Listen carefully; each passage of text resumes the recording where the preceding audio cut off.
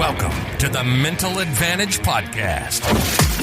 Whether you're an athlete trying to perform at your best when it counts the most, a coach or business leader trying to get more out of your team, or someone looking for more personal growth, this is the place for you.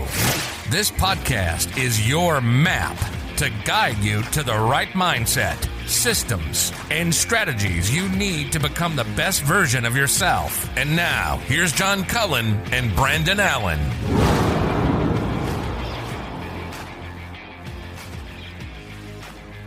Welcome to the show. So, Brandon, how's vacation, by the way? We're bringing you in off the beach. Yeah, well, outside of some of the general technical difficulties that we're having, because of course, right before we were going to get on, the internet goes down here at the rental house. But other than kind of feeling like John Candy at what was it, Summer Rental, that movie where there's stuff going here and there and all over the place. It's been a lot of fun. And if anybody or anything was going to kind of bring me back off the beach, the guest we have tonight is the guy to do it, for sure. No question. Jeremy Sheetinger, the head coach, baseball coach at Georgia Gwinnett College, and coming off of a unbelievable year. I mean, this team, won the national championship in NAIA, and just had an incredible season. 51-10. That's not too bad. Wow. And here's the thing. I'm not so sure that in 2020, they wouldn't have probably won the whole thing either had COVID not gotten away, because they finished with a record of 23-2. And that 23 was included 22 consecutive games to finish off the season. I was just getting ready to say, if I remember right, because they're not that far down the road from where I'm at. I believe they started the season 1-2, and then rattled off 22 straight before they had to shut it down. So he's a baseball guy. We've got a soft heart for baseball guys, right? He's passionate. You can see it. He's incorporating it. So it's great for the listener. Not only did you get to kind of hear this mental performance coach that is also a baseball coach. So he's taking that theory, he's applying it. And what I'm excited for the listeners to hear is how they incorporated it every single day into what they're doing.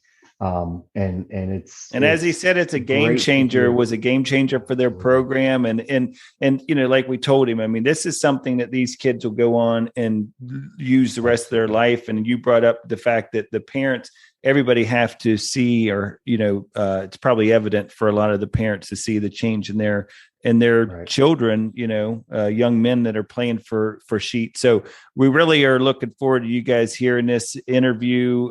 Make sure you have your pad and pencil ready, because this is definitely one of those that you're going to want to take a lot of notes on, especially you baseball coaches, really any coach out there, right, and finding out how you can incorporate the systems and strategies we talk about every single show into a program and really make it become the standard. So Here's Coach Jeremy Sheetinger. All right, welcome into the show.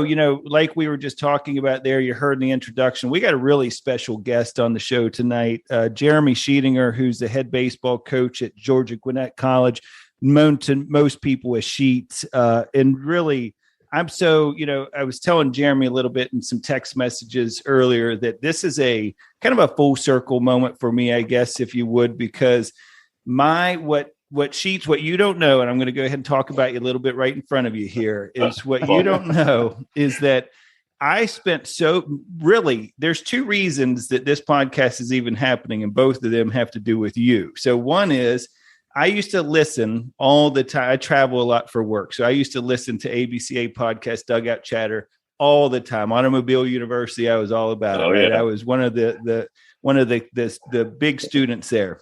Then the whole reason I got into mental performance coaching was because of an interview you did with Brian Kane on that same show. So it was a really cool thing for me. So that's why when, and I've kind of sent some messages to you over the years, just congratulating you on different things. But one of the things that I was just most proud of is just everything you all were able to accomplish this year at Georgia Gwinnett. Cause I mean, what an amazing run you guys had. So congrats on that and welcome to the show.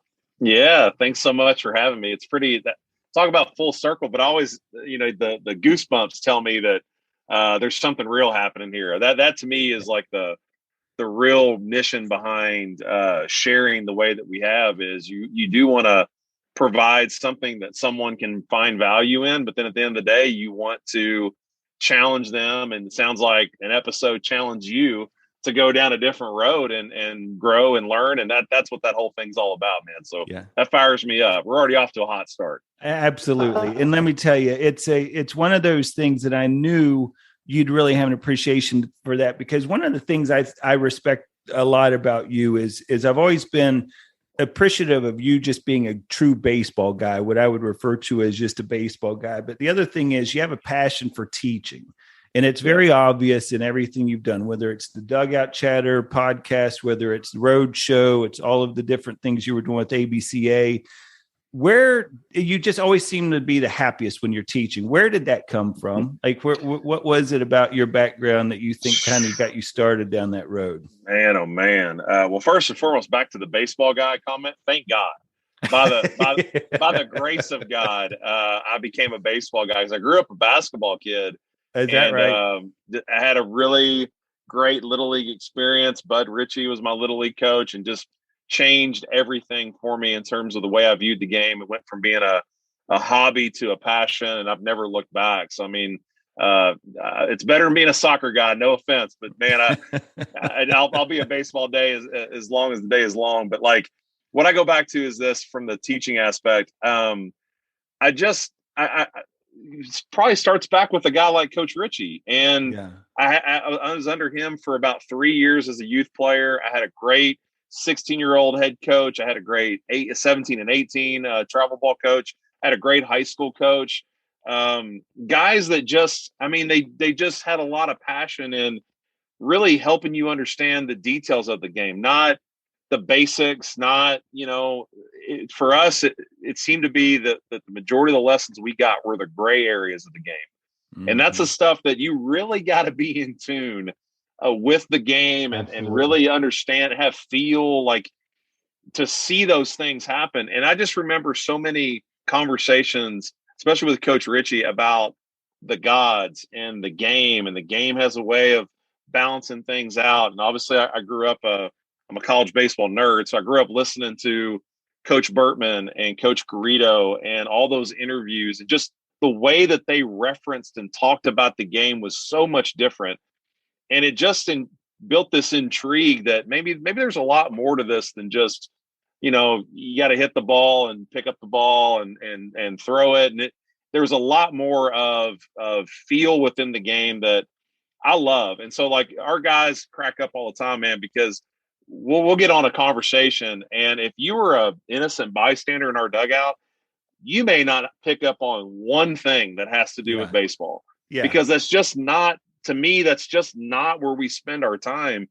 It's all about the bigger picture, and it's all about personal development. If you build better people, you're building a better baseball player. And I think that's our calling. If you wear the word coach on, like the old school, like on the back of your shirt, it's stitched in there, or the bad polo with it stitched in over the pocket. Like, if and you the bikey shorts, the old bike shorts, the old Rydell coaching shoes. Rydell, that's it. It. But like, if you wear that word, man, then you need to embrace that opportunity to help someone. Absolutely. If someone plays for me, I would want them to have a deeper passion for the game. So you've created a better player, but you've also created a better fan, a better guardian of the game as they move forward. They're going to pass that on to their children. They're going to be a little league coach one day. And you're just helping people get inspired by the game, because this is a game that, as you guys well know, can beat you down. Absolutely. But not if you see the bigger picture and if you see the game within the game. And if you can't tell, I'm passionate about that. But I love that piece of the job, because I think it's because I played for some really great teachers along the way that showed me the path. Yeah. Do you think that's what got you wanting to be a coach? 1,000%. Yeah. Yeah. Yeah. I made a decision. I told my dad this one day. I made a decision that I wanted to be a baseball coach. And he said, wow, I don't know if I can help you because I don't know a lot about it. And I said, and I don't either, but I'm going to jump in, feet first, and I'm going to figure it out. And short story is that I went for my first interview, and my dad was helped walking me out the door, and he goes, hey, remember, you're fresh out, and if you could get like $20,000 and some benefits, that would be huge. And so I'm like, right. Okay, I'll ask about that. So I go for the interview. It's for a volunteer job, which and I'm sitting there, and I'm like, he's like, hey, I'd love to offer you the job. I said, I'd love to take it. So I was thinking a starting price, maybe around like 20,000. What do you know about the benefits? And he goes, dude, I'm going to give you a firm handshake and a ham sandwich on the way out every day. That's you may get some gear. Yeah, I'll give you free gear. I'll give you a baseball uniform in the spring. Like it was just a real education on what this whole thing's about. Like sacrifice is required. Like if you're going to do this, then you're not going to have the best checking account at all times. You're going to miss out on certain things, and that comes with the territory, man. I would not have it any other way. It's the way that I'm engineered. So it's interesting though, because I think all of us have played, and you just mentioned it, Sheets, about the game beats you up. Yeah. But the people that truly love the game, because to your point, you grind every day in this game, and it doesn't matter if you're a coach that's starting, right? Or we just had the draft, right? And a lot of those kids are getting ready to go from programs or facilities that are top notch, and they may even take a step back to pursue this dream, right? Because there is the passion and the love for the game. So I love that our listeners get to hear that, hey, it's all around the game. It's not just on the player side, but the coaches have to grind, and we talk about it a lot.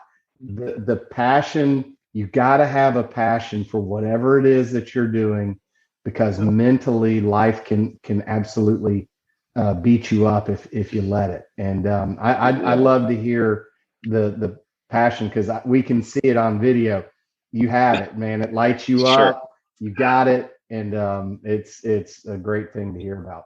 Well, now here's a definition of the grind. Okay. So I start coaching, as I mentioned, ham sandwich and a firm handshake. That's all I got year one. Year two, I go to another school, and I'm a graduate assistant. I'm going to try to get my master's degree. And I decide to marry my high school sweetheart. We bought a house, which was a complete mistake. And we have bills, and there's payments that need to be made. And I'm a GA, and I'm trying to coach college ball. And she's like, hey, you've got to go to work because we need some money. And I'm like, okay, well, let me readjust this plan. And at Georgetown, I was a substitute teacher. At Brescia, I literally worked in a metal factory from 4 a.m. to 2 p.m. so I could coach from 2 to 10. I got the call up to the big leagues. I was going to go to the SEC and coach the University of Kentucky, and Coach Cullen calls me and offers me the job. And I said, hey, can I ask, is there any financial arrangement around this job? He goes, I'm sorry, there's not. And we can't help you pay for your master's. And, but we'll give you a bunch of camps, and we'll set you up, that you can go make some money. And I literally took a leap of faith. And at 25 years old, took a job that had no paycheck. And I was gone every weekend working camps and in the office from literally 7:30 until about 8:30 at night every day. And it's just part of that evolution of a college coach. You do what you have to do to go where you're trying to go. So it took me 8 years. And at the end of the 8th year, I finally got to make, at the times, the most money I ever made in my life. It was $18,000. And you'd have thought I was the richest dude on the face of the earth with 18 grand. And it's no disrespect, but like that to me was making the big leagues. Right. And, I got a head coaching job, made a little bit more money. And it's just we're at our school, we're trying to do a great job of inviting in young coaches from all over the country. If they want to break into college coaching, they can do it at Georgia Gwinnett. And I literally offered a kid a job today. He lives in Ann Arbor, Michigan. And I offered him an opportunity to be a volunteer coach in our program, and literally knew what he was signing up for. There is no money. Like, I can give you a $5 bill if it sweetens the pot, but that's it. And he was gushing at the opportunity. Coach, you tell me when you want me there. I'm packing up my apartment tonight. Can't wait to start with you. Those are the dudes that I want to surround myself with, because that ambition, you can't pray for. If you don't have it, you'll never know what it feels like. And those are the kind of guys that's the way I'm engineered, but it's more like those are the type of people that are going to make it in this game, because the early years of coaching are the world's greatest weed eater. It just cuts people out who aren't ready for the grind. Yeah, no question about it. And I think, you're always looking for those dudes at Georgia Gwinnett. I mean, I know that's part of what you all are building there as a culture, as you talk about that a lot in social media and stuff. And I think, to your point, the kids seeing that, the kids understanding, like, this wasn't, Sheets just didn't show up here one day and all of a sudden we're winning national championships. Although it does feel like that, since last year you all had a pretty good run, before COVID and everything. Went on, I think it was 22 game win streak to end the season there, and finished 23-2. Then this year, of course, win the national championship for NAIA. But they see that blue collar mentality of like, hey, these guys aren't afraid to come in here and get it done, no matter what the case, and no job's beneath you. And you've demonstrated that as a coach. I have a question though about your coaching, because I've been thinking a little bit about this, because you started out, as you mentioned, through all of these different, stops along the way, whether it was at University of Kentucky, Spalding, as a head coach, St. Joseph's College in Indiana, some other stops along the way. Then you took some time from that and got your role with ABCA, which was probably, and you would probably agree with this, that was just time in the lab, right? I mean, you had an opportunity to talk to some of the great minds in the game through your podcast and things like that. How did that time away from the game make you a better coach? Well, I call it my sabbatical, and it was a 4-year break. To me, it was a God thing. I think I was running into a wall that I built for myself, and I didn't realize it. And I was really driven by ego. I was driven by, I need these wins so that I can advance my career. And I preached at Spalding, a team that had just gotten into Division III. I was preaching national championship from practice number 1. These kids were looking at me like, Coach, we need to win a conference championship, not a national championship. And but I knew that if I win that last game, man, everything that I'll ever want in life will come to fruition. I really ran myself into the ground, and I think it was a situation where God came in and said, you know what, you do want to coach, but you're definitely not doing this the right way, and you're definitely not about the kids. You're not about the right things, and presented an opportunity for me to get out. And at the time, I'd found out that we were pregnant with our son Cooper, and I was looking at things a little bit differently, and the opportunity scared the crap out of me. But like, I was also, my identity was wrapped up into being a quote unquote coach. And so this was like, hey, why don't you get out of coaching? This might give you a new perspective. And it took me a year to see that opportunity and see what had really been unfolding for me that I didn't see in that first year.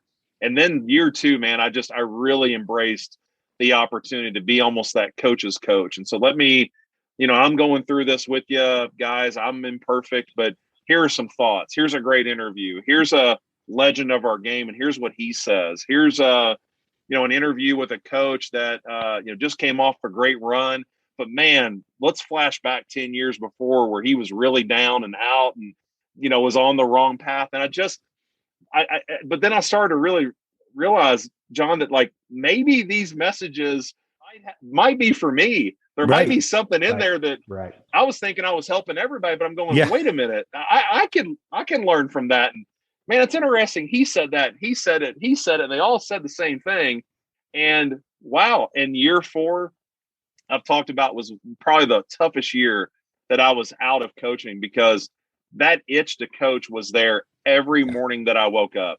Yeah. And I promised my wife we wouldn't go back. She was a college volleyball coach. I promised her we wouldn't go back. And I just kept looking at her like, I'm telling you, Right. I'm telling you, like, I can still do this. And, but it was, so the short of it is, it was the very best thing that ever has happened to me. I didn't realize what that opportunity was going to give me, in terms of, like you said, the lab and being the first ear to some of the best coaches in baseball and how they think and how they treat their players and how they approach the game and how they teach specifics within the game. And the whole time I've got notebook after notebook. I mean, I've got a stack of notebooks from all those interviews that are just, as we talked about, certified audio gold, man. That stuff Absolutely. that was just juice that I was drinking from. And what was great is when this job started to come about, I knew exactly what my plan was. And everybody, are you ready for this? And I'm like, I know exactly what the blueprint is. If I wasn't listening for 4 years, that was my own fault, but I was. And I had a plan on when I hit the ground here and how we were going to run shop. Well, and I think one of the things that always impressed me about your interview style was you came at it from the same approach that the listener, that those of us who were listening in on the interview were thinking the same thing. You were taking just as many notes as we were, as we were listening to those things. Cause I can remember interview after interview. You're like, man, I don't know about you guys, but I have like pages of notes here. I did. That's 100%. I have that same habit now. I mean, even on Dugout Chatter, I just take notes. It's how my brain works. But if I don't write it down, I'm going to forget it. Like, so I'll always make a note. The tough part is going back and reviewing all those notebooks. I'm with you. Right. But yeah, I always felt like to approach it especially from the Coaches Association, to approach that interview any other way would have cheated our audience. If you have a group of coaches, then let's be another coach on the line. And in fact, that, like I said, that coach's coach role, and I was just trying to play facilitator. But and I'm so glad it warms my heart to know that came through, because I was trying to think of it and approach it. If I were just some random high school, college, travel, youth coach, what would I ask? Fill in the blank, and just try to run it that way. That way, the messaging and the content and everything was as real as it could get for coaches. That was the point. That's awesome. So is there a moment, Sheets, where you decide that this is going to be the foundation? Like, is there one thing that you heard repeatedly from those coaches where you go, you know what, I wasn't incorporating this early on in my career, but this is absolutely going to be the foundation? And can you share that with the listeners? 100%. Over and over and over and over and over and over again. Every great coach, ones that I would hold up in high esteem, brought up early in my career, I was all about myself. And then I realized it's all about the players. And I never put anyone behind the mic, and I still don't, that I know that's just lips moving. Yep. I do all the research. I get all the behind the scenes. I had plenty of people reach out, and I just found ways to not get them on, because I can't ever sacrifice the integrity of our audience and say, yeah, this guy's going to talk about players, but in the background, he's really not about the guys at all. I kept hearing that over and over again. And yes, that's the foundation we've built this program at Georgia Gwinnett on. It is a players program in every sense of how you define it, how we define it, how anyone would define it. It's a players program. It's one where the players are the rock stars. The players are the most important. I hate to say this, but it's true. At times I will sacrifice a lot of, other things. Sure. Just for the players, to make sure that they get what they want, or our focus is on them. Our attention is on them. I remember my first year, I start every practice as the guys go stretch, and I go hug every player. And that's my way of checking in and touching base and seeing if there's anything there with each guy. And I remember a couple of my assistant coaches about a month in go, hey, coach, like, we like hugs too. Yeah. But that's, my thoughts are always player driven, always relationship driven, always what are they dealing with, and how can we help? And then how can we get this team, how can you get the best version of all these individuals to show up? Right. And if they do that, then we get the chance to have the best version of this team show up. And I'm always just engineered to think that way. And any speech, any message, any conversation usually always comes back to the players and how we can grow them and challenge them and develop them and move them forward. And that to me was what jumped off the page. But like Brandon, over and over again, make it about the players. And we've tried to walk that path every single day. Well, and it's true. The lesson you learned early on, like you were saying, is when you realize it's, about being a better man before a better coach. And it's the same thing you've tried to instill there with Georgia Gwinnett is, it's person, student, player, right? It's those three things, and person and student come first and player comes last. But the reality of it is that's also one of the cornerstones of the mental game is when people realize the game doesn't it's not your identity, right? It's just one thing you do. It's just a sport you play, but it doesn't mean that's all you are as a baseball player, And so I think there's so much synergy between some of the lessons you learned early on, and then also what you're trying to now kind of bring to light as cores to your program, which is pretty cool. You're absolutely dead on. I think so often coaching conversations are, in my eyes, a little topical at times because we're talking about players and movements and fundamentals and swing. Like to me, it's a very topical conversation. And if you really want to understand why this guy's in a slump, and you really want to understand how this guy, when adversity hits him on the mound, he can't rebound and move forward, and the innings always spiral out of control. You can get lost in mechanics, and you can get lost in whatever you want, or you can really know what you're looking for and get into the fact that those thoughts are controlling his actions. Absolutely. So if you can't get in there and fix the thoughts, or help him navigate, or help him change his default, or help him understand the power of a good, focused, deep breath, how that is affected with your heart rate. If you can't help him understand that, then you're not going to get the person that you need that will become the player that you want. Absolutely. And I thank goodness I've walked into that over my time at ABCA, with especially a great deal with Ken Revisa and Brian Kane, Alan Jaeger, and just hammering that side of things, so much so that I sit down and watch a game, I think, much differently than I did 5-6 years ago. I see the game totally different. Totally agree with that. And first of all, audio gold there with the person you need to become the player you want. I wrote that one down. That's really cool. That's awesome. So when did you first, you mentioned Alan Jaeger, you mentioned Brian Kane.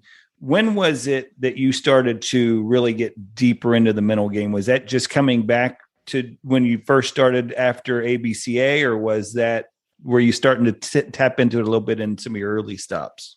You got me fired up. I'll try to tell you a quick story. So one of my first conventions was in my first year ever being a member of the ABCA was in 2007 when I was at Brescia, and we drove down to Orlando, and we're in this big hall, and Dr. Ken Revisa, who by all accounts is the godfather of the mental game, and Ken's speaking, and I remember I was dead center of the podium, and I'm probably 50, 60 rows back.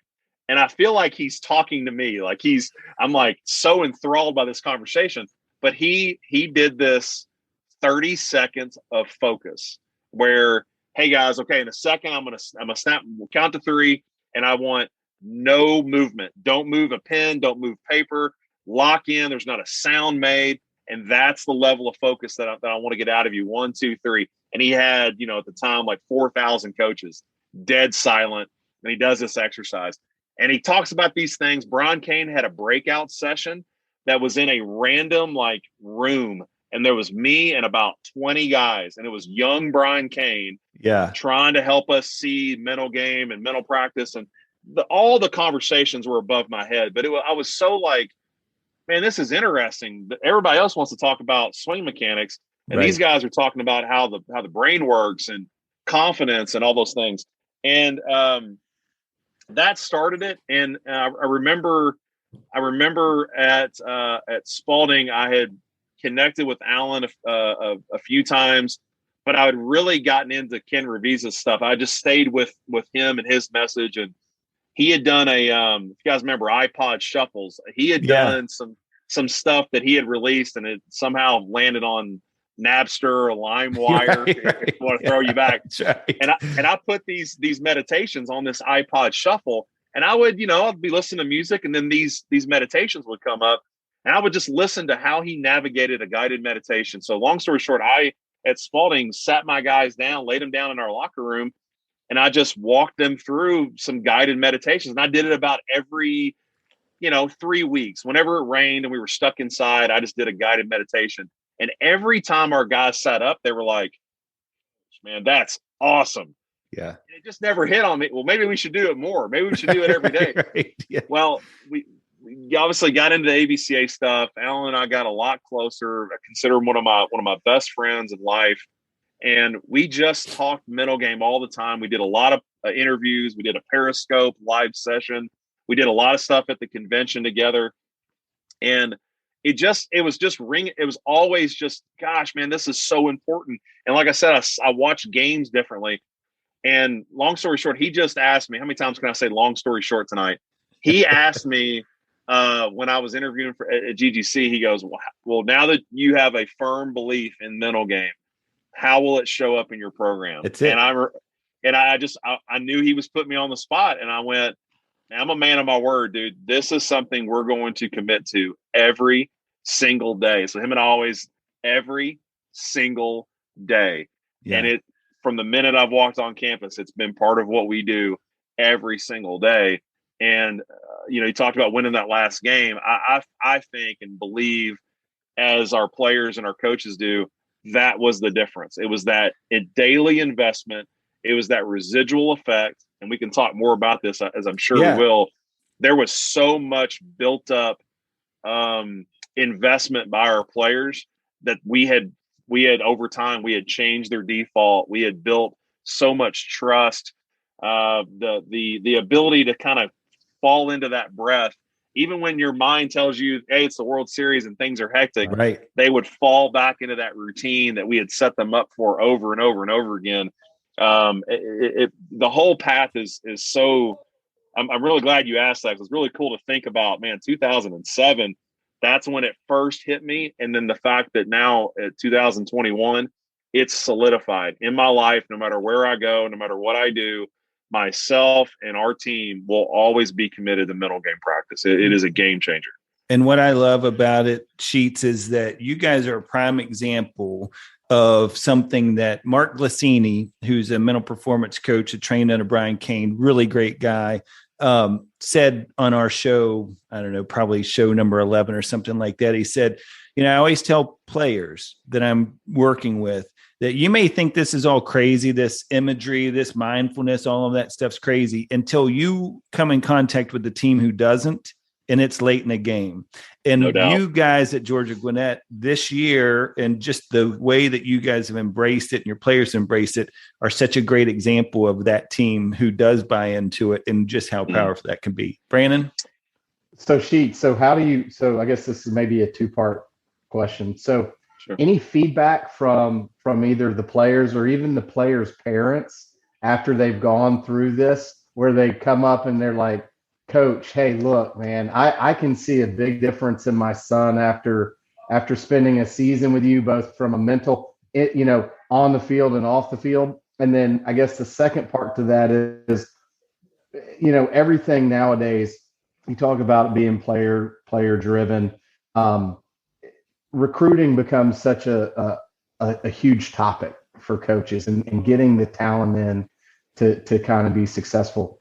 Is it something that because I would, as a parent, I've got a 13-year-old son, right? I've got two daughters, and one of them was recruited to play basketball. And, that was never really brought up, was the mental side of it. And as a coach and as a former player, I look back on that and go, man, that would have been so huge to have that resource. So So I guess, any feedback from parents about on and off, and then, how does that equate to? Sure. So the first part, yes, ton of feedback. Parents always talk about how the change that they've seen in their son, and the ones that it depends on how plugged in they are, and also depends on how much the player shares with them. Because I think, as we talked about person, student, player, man, there's going to be an effect on their kid. I mean, I believe in forcing people to grow up. I believe in them and understanding what accountability is and taking responsibility, and as a coach, holding them accountable to the standard that we have in our program. Yep. And that is as close to the best version of that particular person that I can make it. And a ton of feedback. Now, the ones that know what we're doing and know that we're laying down every day and know that we're investing into this, they 100%. They're like, man, you can coach. It's crazy when you know, especially those that meditate themselves. And right. when they know, and I see the difference. I see how much more calm he is. I see how he handles stressful moments, the language that they now choose. Like, I remember one parent brought up, Coach, you guys talk about drama a lot. And I said, yeah, we define, and in fact, if you're focused on one thing, everything else is drama. If I'm focused on this one thing, then even a teammate conversation, a phone call from my wife, an umpire call, whatever you want to put in that bucket, I could call that drama, because it's trying to distract me from this one moment or this one thought.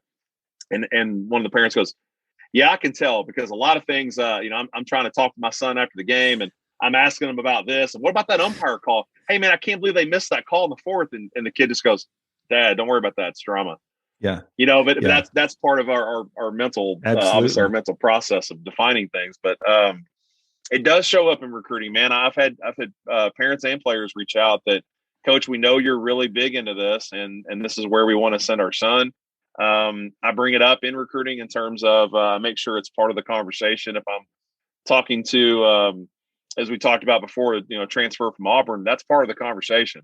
Right. Because I don't want you to get here and then you're like, hey, Coach, you never said anything about me laying down the grass before practice. This right. I mean, is it's what a we do, man. Thing. Yeah, 100%. This is what you want. It's what you signed up for. I love that. It's what we do. Sheets, talk to the listeners about the importance of coaches modeling this as well, because, man, I got to tell you, there's so many high school coaches or travel coaches out there that have picked up Ken Reeves' Heads Up Baseball, or they've done, the Brian Cain's Mental Performance Mastery Program, something like that. And all of a sudden they're out there and they're talking about it just like it's a motivational speaker, though, right? Because they're not modeling it. They're not showing it every day. And all of a sudden you see the coach getting all, pissed off because somebody made an error in the third inning and he's tearing the dugout up. And I'm like thinking to myself, man, your guys aren't going to get this because you're not showing it. You don't believe it. So how important has that been for you guys? Are you guys ready for this conversation? Because I think this might be the first time I've talked about this openly. Are you guys ready? That's awesome. I'm ready. Okay. All right. So yes. Bring it. Let's go. I'm telling you, this is going to be heavy, but yes, I agree. I think if the coach isn't following suit with what he's asking of and modeling what he is expecting from his players, then the whole thing falls apart. So I've had to define this for our team. Like, don't get upset when I don't buy into the umpire. Like an umpire makes a bad call or 3-2 and we snap off a breaking ball and our guy frames it and he balls it. And Brandon, you coach, you look over and your whole dugout looks at you because they need to see how you react. Move. I'm not buying into that. Why'd we get to 3-2? We had them 0-2. Right. Just you're able to reverse things and flip them and look at it from a different perspective. But that dude is not millions umpiring. If he was, we would hold him to a higher standard. Sure. But he sells insurance, and his name's John, and he comes over on Tuesday night for the GGC matchup. Right. He packs up his stuff and he goes home and eats Chick-fil-A on the way home. He's just like us. So what if a call's made or I call a hit and run and our guy gets thrown out by 30 feet. What if the umpire ripped his mask off and stared into my dugout and went, "What are you doing, coach? Are you kidding me right now? Like, why would you call a hit and run right there?" It's all people. And I'll tell you what, our guy, it took a while for our guys to understand that. But we talked about drama, but more than that, dude, I treat those guys like they're my best friend. Literally on the way home today from our game, an umpire called me just to check in because I've developed friendships with them. And you don't think that doesn't show up in a 3-2 call on the outer half that our guys fix. That call usually goes to the Grizzlies. Yeah, that's right. There it does. Because you got to keep that in perspective. Well, anyway, that's a whole nother segment. Part of this investment on a coach's end, and I'm a guy, I lead guided meditation every single day. If we do anything mental game, that to me is my time. And I, over the last, whatever it's been, let's just say for this season, the 9 months that we spent meditating every day and leading these guys, there's something that happens to you as the facilitator of this that get really in tune with every individual because they're all laying down, their eyes are closed, they are very vulnerable. The trust that they have to put in me that I'm not going to let a random ball rain down on them while they're resting, or somebody drive a gator up and scare them. Like, the trust they have to put in that facilitator is immense because their eyes are closed. But because their eyes are closed, I get to watch how they breathe, and I get to watch on my cues how many are directly in tune with my cues. And so super, big view is early on, it's really tough. I'm having conversations with guys that as we do visualization, they can't see themselves having success. They see themselves failing over and over again because there's a lot of fear and doubt in there. Right. And that's not going to let them see success when it's just them and it's just their thoughts and there's no other things going on. That's a whole nother conversation of really defining for them, where do your fears lie? That's a fear of embarrassment. That's a fear of failure. Now let's help redefine that, nurture that, and then we'll build upon it to a point where you can eventually visualize with success. I know where every guy's at. And by the end of the year, every cue, every guy, stomach, I'm doing this, but that's their stomach really cool. Rising and falling. Yeah. And Livingston Morris, when we do our counting exercise, I go off of his breath. And I didn't tell him that till the end of the year. And he goes, "Are you serious?" He goes, "Coach, I just thought I was always dialed in." I said, I'm using your rhythm and your cadence is so good because you're so calm that I want the rest of the team to have that same. Well, as we go through this every day, and this is my time and it's 15, 20 minutes, guys, I'm going to tell you this, and I could go on forever and I won't, but I didn't realize the effect it was having on me. So when we got to the regional, there was first game, and there's a little bit of pressure. I mean, I want to win. Our department, we expect to win. My first year in a full season, I really want to see this team back in the World Series. And first game of the regional, man, it's the third inning. We got a lead, and I look up at the scoreboard. I'm like, man, we can just win this first game. And I remember my brain goes, do not buy into the future. If I'm telling my guys, dude, and I snap back. It took me about 15 seconds, and I snapped back to the third inning with one out and a 1-1 count. And I snapped back to the present. And it happened a couple of times in that game, and I just snapped back, and I'm like, man, that's good on my part. That means I'm getting better at this, especially in game management. And I talked to Alan after the game. He's like, man, you're starting to get really dialed in. And he knew exactly what was happening that I couldn't see. And game after game, guys, there were these moments, and I just worked at staying present. And when I was present, I was really calm and I was really in tune, and I had great feel for the game. I had great feel for moments. Like there was a moment in the regional.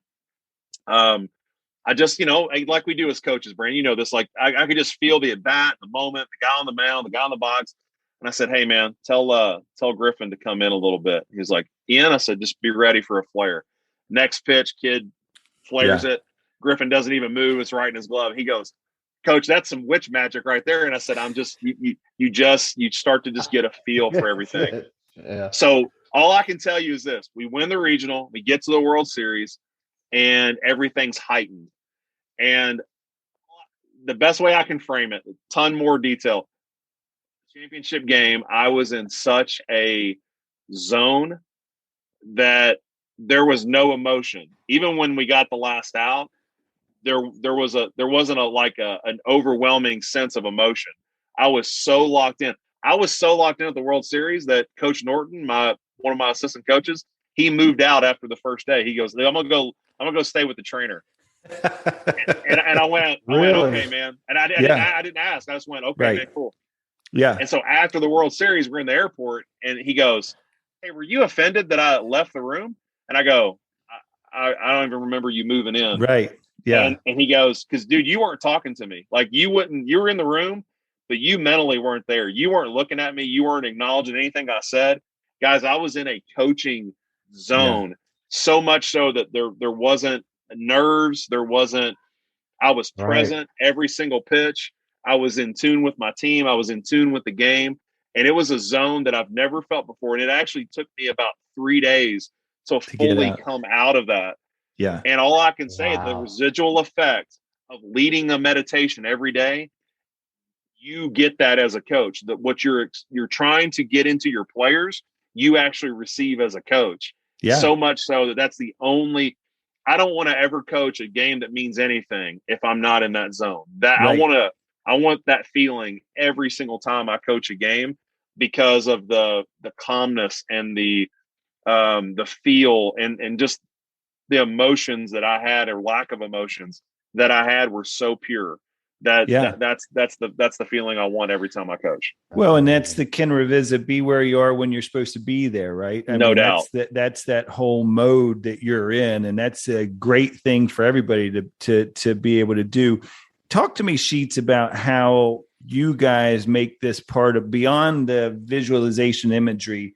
What are some of the things you're doing in practices? I mean, working on routines, whether that's what happens if we make an error, what happens, my pre-at-bat routine, like how much of that are you all doing on a daily basis? As much as we can. I mean, I think the when we come up, a lot of it's just focused breathing. A lot of it is making sure that I'm all about just thinking about changing the default. I want to change everybody has one, whether they realize it or not. When things start going wrong, you default to something. Right. Usually it's wrapped in emotion. And the beauty of the breath is a lesson from emotional intelligence. When something happens to us, it passes through emotion before it ever gets to rational thought. And so the breath actually allows that instance, that experience, to just calmly move through emotion and get at rational thought. Well, rational thought's where adjustments are made. Yep. So what we try to do is bring that meditation into practice, you mentioned, in a lot of ways. So like in batting practice, we don't have guys that just jump in and rip and get out. They may take a swing and it's not what they like. They're out of rhythm or they mishit it. And our guys will step out and slowly calm down. They'll get back in that routine, take a breath, and literally watch swing after swing get back to where they want. And you have to teach that. You have to sit on top of them. And if you'll let them, their default may be to spiral out of control. That one swing now affects the next one, the next one, the next one.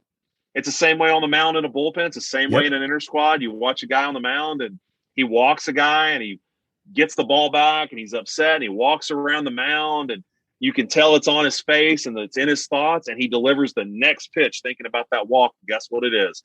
Ball one.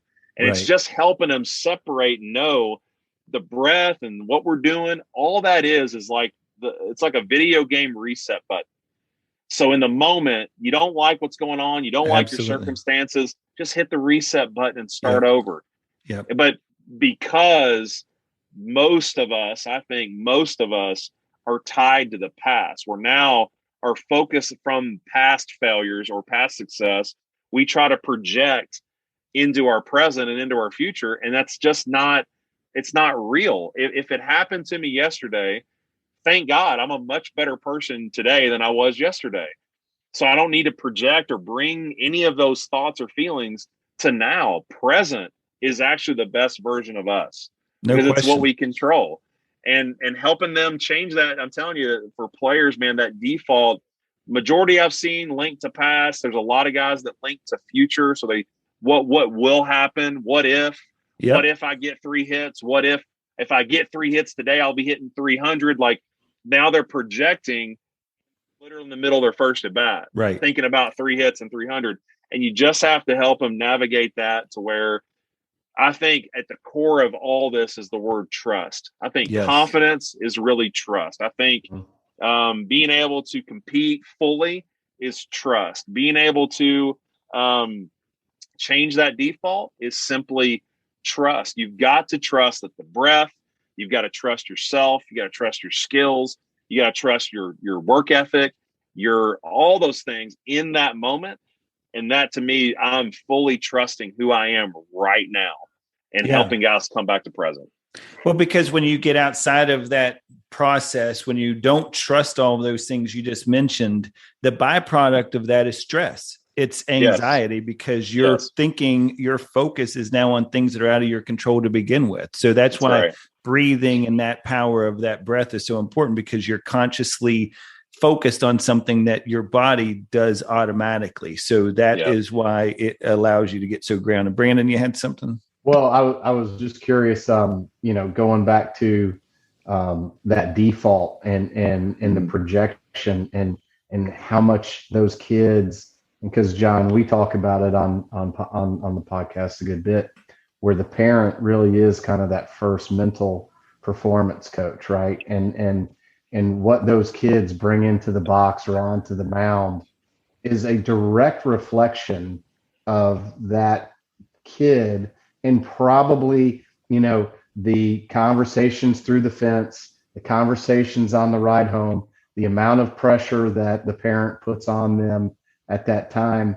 What I love to hear that you have going on, Coach, is it's finally allowing that young man to be the young man that he needs to be without the pressure and everything else that the parent is putting onto them. So to hear that change of default, that can be very difficult, because it's ingrained from people they're supposed to trust the most in their parent, but it may not have been the right thing, right?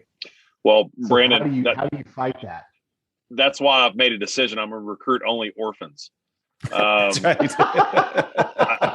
Look, hey, love it. I say this in a lot of different of our meetings. I love your parents, and your parents are great people, and they've done the best that they can. But let's just pull the personal attachment away. You think that, and again, no disrespect, but you think the guy that life insurance every day and wears khaki pants and a polo shirt and just deals with life insurance and grandmas and funeral costs, you think he knows what's best for your baseball career? That's right. Yeah. I say, and it's no disrespect to your dad. He's a great dude, but he's given you all that he can. And so that's our job. I say that at our family weekend. I talk to very bluntly, and I get some parents in the back just like fist pumping, because people need to hear this. Like, this is your chance to hand over your son. You've done all you can, but if you want to keep coaching through the fence, if you want to keep, again, we don't let parents like scream stuff from the stands. They don't bark at umpires.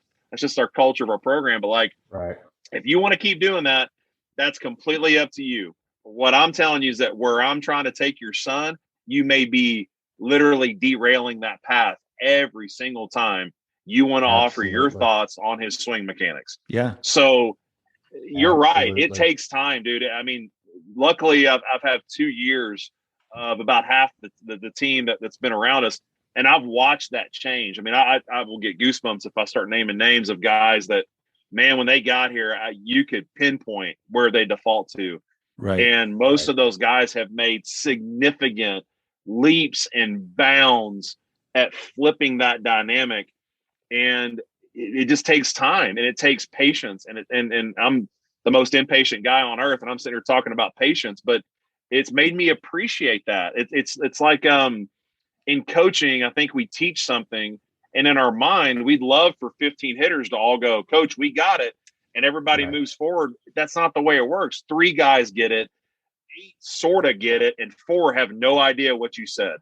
And now you get those 3 take off. You got to keep working on the 8 so they can make a jump over the hurdle, and you got to redefine it another way to the back end guys. It's just the same way when you're talking about mental game, you're talking about changing default. It just takes time for individuals. But to your point, I couldn't have said it better. It's just those guys have to start, and we try to, in a very polite, respectful way, let's help you detach from what you've always been told, or what you need to start recognizing is your current default. Is that what's best? Because excuse makers, and I'm going to say this in a very polite way, but if kids are giving you excuses, then I bet when you talk to their parents, they're excuse makers. Right. If a player, I mean this in the right way, but if a player makes a racist comment, he probably comes from a racist family. Absolutely. Like you have to understand that correlation. They only know what they know. Right. And so when you hear and you ask questions and you listen to the way that they process things, you go, oh, so that's the way dad and mom are. Okay, now that I get that, then I've got to hit you from this angle. And it's just, I mean, I think coaches are part-time psychologists, man. I've got my honorary psychology. No question about it. Being a coach. Yeah. Well, what you just said there, Sheets, is so important. I want coaches to hear this. Is it starts with seek first to understand. It starts with asking questions. It's not one of our friends of the show, if you will, Brandon and I have Tyler Pazik wrote a book with Greg Warburton that's Ask More, Tell Less for Coaches. And it's a really good book about just this idea that, the old school coach, the one we described earlier in the show, that's, do it my way because I'm the coach, just do it, they're never getting in tune with that individual. They're never getting in tune with the player because they're not asking those right questions that you just talked about, and really understanding, like, why is it that the person why do you feel anxious when you're at the plate? Why do you get stressed when you're on the mound? And then from that, being able to now help them, guide them through that instead of just telling them this is what you need to do. But it's really, really important, I think, to be able to identify that and know where they are before you can kind of, work with them as a player. That's why the person comes first, man. You have to know your clientele, and you have to, and it really is that we affectionately talk about the process. We don't cliche that word. We literally, on our championship ring, a bunch of our guys and myself included, we have trust the process on the engraving of the ring, because dude, this team is the epitome of that. Yeah. But it's the same way for each individual. You have to trust that at 16 years old, I was incredibly immature. My default was pout. My default was it's someone else's fault. My default was I just want to go and hide. And thank God I'm not 16 anymore. And it's the same way with these guys. Like, you get them at 18 or you get them at 19 or 20, they're walking in with something. And whatever they have is what they have. And I've got to now meet them halfway and then start to work at them. And if you make the personal side of it your mission, I just firmly believe, because I've watched it happen, build the better person, you build the better player. So spend time asking the personal questions, and spend time understanding the way they're engineered, family dynamics, and really, like you said, seek first to understand. I'm going to listen to the way that you answer these questions.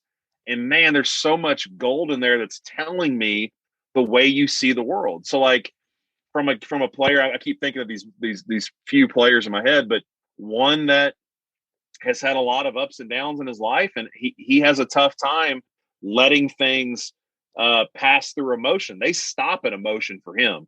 Everything's emotional, and helping him just trust the breath and let it marinate for a minute. Now you can make a decision. Now you can make an adjustment. But also listen to another player that everything is me and I, and it's all because his world, because of, again, his upbringing, it revolves around him. And you're like, okay, so I have to approach both those players differently, and I may be telling them the same thing, but I've got to help this one slow down so you can hear the message. And then I've got to help this one almost deliver the message in a way he thinks it was his idea. Yeah. So he runs with it. You're like, I'm telling you, you gotta deal with the person before you can ever get with the player. But the cool thing that you've got going on now and why it's so exciting is because you committed to that process. That process now becomes a standard for the program. And now you've got helpers too, because, one of the great lines in Urban Meyer's book, Above the Line, is when he says, the success or failure of any program is dependent on what you're willing to tolerate. And if you as a coach are willing to tolerate things, if the players that you have on the team, so now in year 3 at Georgia Gwinnett, you're going to get an opportunity because it's not just the coaches modeling it, but now you have these upperclassmen who are modeling it because they've bought it and they see it, which helps that buy-in a lot more because now everybody understands this is just what we do at GGC. This is just the standard. Right. It becomes a really cool thing. So that's awesome stuff. I wanted to ask you one more thing about mental performance, and I have a quick couple of questions for you about some of the things you're doing on social media. What is the common pain point that you've seen now as in today's player, even from the players that you coached in the past? What are some of the common pain points you're seeing from a mental game standpoint? Is it confidence? Is it, just not dealing with pressure well? Go back to talk about heads up baseball. Go back to mental ABCs of baseball. Harvey Dorfman. Yeah, Harvey Dorfman. And he talks about all the fears and if you, I was very fortunate to get to know Coach Garrido very closely. But one of the things that he talked about in his interviews a lot was fear is the enemy of our game. Like fear, it's in any performance. I loved how he always framed everything less from baseball and more from just performance. So a basketball player, like a football, like a soccer, like a ballet person, like a ballerina, that's what they would be called. But like all those people, that performance, fear is always the monster in the arena with them. So like Dorfman would talk about like, hey, everybody thinks that it could be fear of failure or fear of embarrassment, but it could be fear of success. What happens if I have all this? So you start laying out all these fears, and obviously fear leads to doubt, which can lead to anxiety, as you mentioned, stress, confusion. So I think it's worth our time to start just really understand by getting them talking. You start to figure out the way they answer questions that they fall in one of those buckets. Right. And if you start to understand what their fear is or what they're almost working to not let happen, then you have a way to reframe things to, well, let's just play on the other side of that. Yep. And now you're into that confidence conversation, which a lot of folks struggle with, but you gain more, as I mentioned earlier, I think at the core of confidence is trust, but how do you gain more confidence, which in essence, how do you gain more trust? Well, I know as a hitter, I gain more confidence by spending time hitting. So if I'm in the cages, if I'm in not just what's on the practice plan, but on my own, and now I know my own swing and I know how my body moves and I've made those adjustments and I've put in some extra T work or flips or BP. And there just becomes, as many great hitters talk about, there's a calm walking in the batter's box because you've already put in the work. Right. Now it's time to cash your check. Well, that's a way of walking into more confidence, which is really, you're just trusting your investment. You're trusting your skills in that moment. So we spend time talking about all those things, like those points of let's define it, and then let's work to understand it, and then let's work on the opposite side of it. So if you are worried about success, well, talk to me about, why are we upset about success? What could success mean for you? Right. Same way you would talk about failure. So why are we afraid of failure?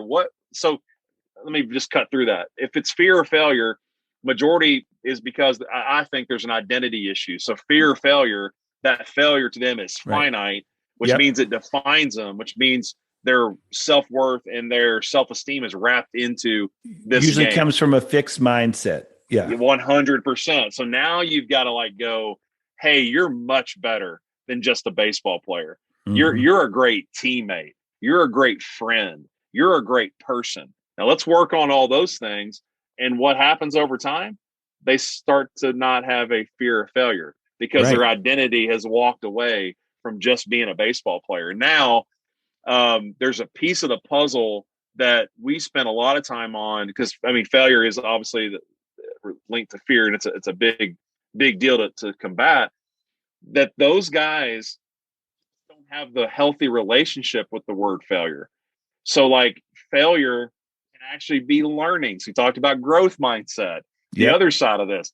So failure, if you're willing to view it that way, is actually a good thing. Yeah. It's going to show you that's not the right way. That doesn't yield results.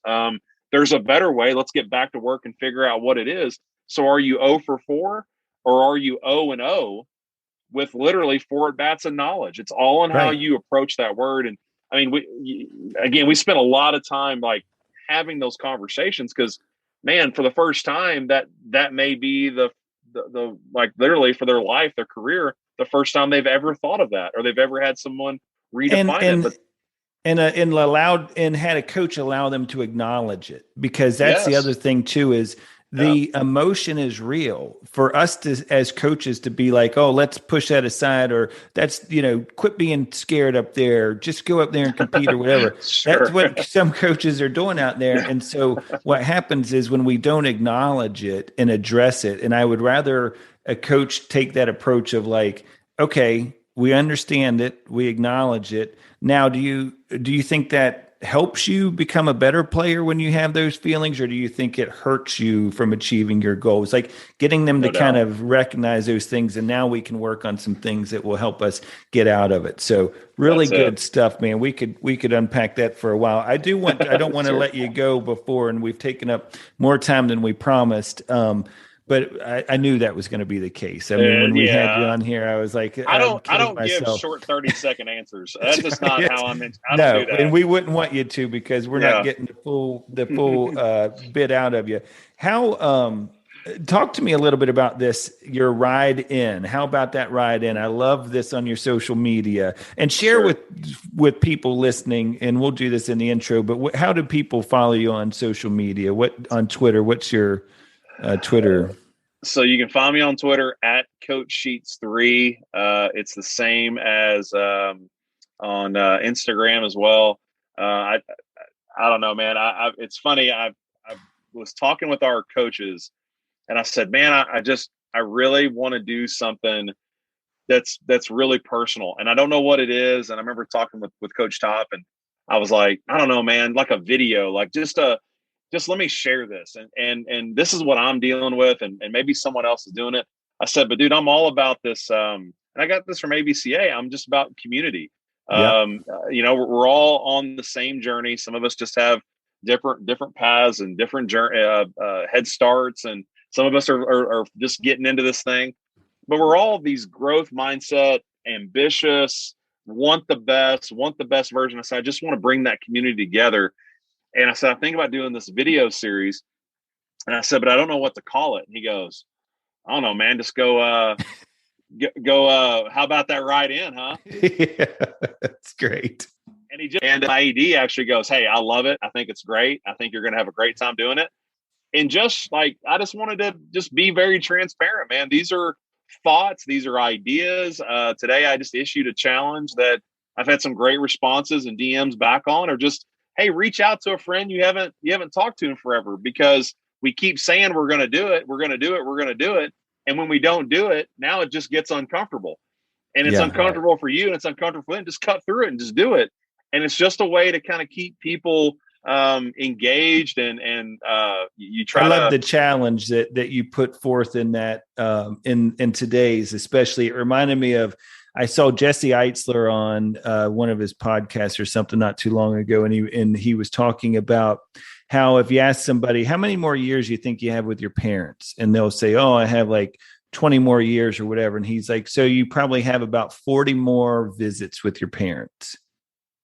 And they were like, wow, like, because I mean, if you see your parents maybe twice a year, whatever the case may be, but that changes things, right? Like when instead of thinking, oh, I've got 20 years, it's limitless. It's like, no, you have maybe 40 more touch points. And the same could be said for brothers and sisters or former coaches. I did a thing probably I don't know, it's probably been 5 or 6 years ago now, where I just picked up a pen and paper and wrote every one of my youth coaches that I had and just told them what a difference they made in my life. Because a lot of them were starting to get to that point where, we think they're going to live forever, but they all started to, get to a point where they were getting to that age where they might start getting sick or whatever. And I thought, man, if I go to my, grave, not having said these things to them, it would be a really hard thing to take. So I really appreciated what you had to say in today's was really cool. So yeah, we'll keep them coming. Thursdays keep happening. The calendar keeps flipping over. So that's awesome. We're going to do a new video every Thursday. Well, Sheets, man, we can't thank you enough. I mean, I know we just probably hit the tip of the iceberg of some of the things that you'd be able to share with our listeners. But I knew when we were doing this Mental Advantage podcast that, we're all about making people better versions of themselves and helping them get, from where they are to where they want to be. And one of the things that you've always been such an advocate of is that mental game and really, being in the moment to win the moment, and making sure that you can, visualize and do the imagery, and then not only making it just a part and a fabric of the program. And so we're really happy for you and the things you got going there at Georgia Gwinnett, and really that idea of person, student, and player, keeping those guys first and foremost is the person, and then that player will come. I love that. So we can't thank you enough for joining us today. Well, John, Brandon, I appreciate both of you, and I appreciate your work. I think anyone that's out there pushing mental game, man, is doing a huge service to anybody in any community, because I just don't know if we're, as coaches, if we're giving this the credit that it needs and it deserves. And this is again, just like probably every guest you've had on, it's a game changer. If you invest into this, it can change everything for you. And this is a guy speaking from experience, coming off watching a team win their last game. Why? Because they chose to. Yes. They chose that we are going to win this last game. Nothing's going to get in our way. We're going to stay present. Who cares? We just walked a guy. Who cares? They just scored. We haven't won the game yet. It's still the third inning.